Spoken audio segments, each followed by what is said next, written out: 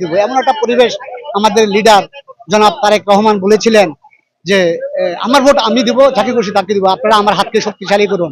আজকে তার একটা নমুনা দেখতেছি জাতীয় নির্বাচনের আগে যে ঢাকা ইউনিভার্সিটির যে ভিপি বা যেখানে ডাকসুর যে নির্বাচন হচ্ছে, আসলে সেই একটা তার একটা নমুনা আমরা এখনই এখানে যারা আছে উপস্থিত হাজার হাজার লোক এখানে দাঁড়িয়ে আছে, তার একটা পরিবেশ আমরা দেখতে পারতেছি ইনশাল্লাহ। মূলত কেন্দ্রে আসতে পারছি, এখানে সব দলের লোকই এখানে আসলে আছেন।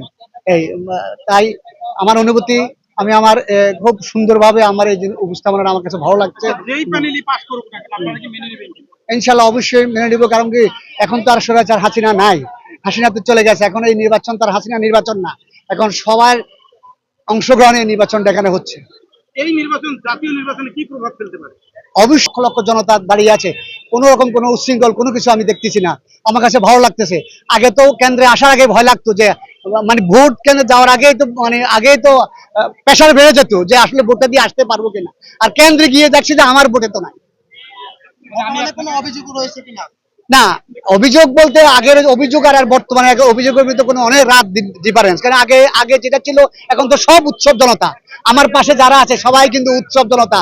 কি হচ্ছে ভিতরে, কে পাশ করবে একটা, আগে তো ওরকম ছিল না। আগে ছিল কি নিয়ে গেছে চলে গেছে নাই, মানে দিনের ভোট রাতে চলে গেছে।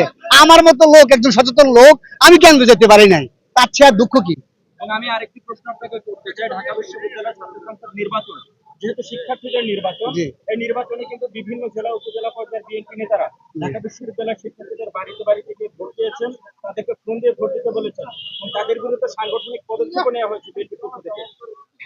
ডাকসু নির্বাচনের মতো কি নির্বাচনে বিএনপি নেতা কর্মীরা এই ধরনের কর্মকাণ্ড পরিচালনা করতে পারেন কিনা, এ নিয়ে আপনারা কি ভাবছেন? কেননা তারেক রহমান তিনি কিন্তু বারবার বলেছেন যে কোনো ধরনের নির্বাচনে লেভেল প্লেইং ফিল্ড বজায় রাখার জন্য সকল ধরনের নিশ্চিত বা নিশ্চয়তা দিতে হবে, সেখানে বিএনপি নেতা কর্মীদের এই কার্যক্রমে আপনারা কিভাবে দেখছেন?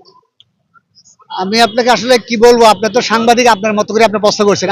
আমার নেতা লন্ডনে বসে আছেন, শেখ হাসিনা এই দেশে বসে গালাগালি করছেন, আমার নেতা এখনো লন্ডনে বসে আছেন।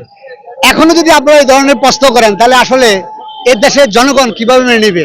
এখানে অনেক আন্দোলন সংগ্রাম হয়েছে, বিএনপির পক্ষ থেকে অনেক আন্দোলন সংগ্রাম হয়েছে, জামাতের পক্ষ থেকে অনেক আন্দোলন সংগ্রাম হয়েছে, এনসিপির প্রার্থীরা তারা এসে আন্দোলন সংগ্রাম করছে, এবং তারা পরক্ষণে যে আসার জুলাইয়ের আন্দোলনের পর তারা নিজেরাও গালাগালি করছে। কিন্তু আমার নেতা কিন্তু লন্ডনে আছে। তাহলে এখন আপনি যে কথাটা বলতেছেন বাড়িতে বাড়িতে গিয়ে হুমকি দাঙ্গু, যেগুলো একেবারে আপনাদের একেবারে কথাগুলো এলো কি ভিত্তিহীন, একেবারে বাজে, একেবারে বানাওটি। এখনো আওয়ামী লীগের যে লিডার গুলো এখনো দেশ থেকে পালিয়ে গেছে, তাদের দোষরা কিন্তু এখনো রয়ে গেছে। সেই দোষরাই বিভিন্ন সংগঠন মিশে উস্কানিমূলক যে ইয়াগুলা করতেছে, কর্মকাণ্ডগুলো ছাড়াচ্ছে, এই ছাড়া আর কিছু নয়। এ বিষয়ে কিন্তু বিএনপির পক্ষ থেকে সাংগঠনিক পদক্ষেপ নেওয়া হয়েছে। যদি উল্লেখ করে বলি, কুমিল্লার বুড়িরচর এলাকার একজন বিএনপি নেতা শিক্ষার্থীর বাড়িতে গিয়ে এরকমের প্রচারণা চালিয়েছেন, যেটি নিয়ে ঢাকা বিশ্ববিদ্যালয়ের বিভিন্ন প্যানেলের শিক্ষার্থীরা যারা ডাকসুতে সহযোগিতা করছেন তারা অভিযোগ এনেছেন। এই নিয়ে আসলে আপনাদের আসলে সম্পূর্ণ প্রপাগান্ডা। আপনারা যে প্রশ্নগুলো করতেছেন একের পর এক প্রশ্নগুলো, এগুলো সম্পূর্ণ প্রপাগান্ড।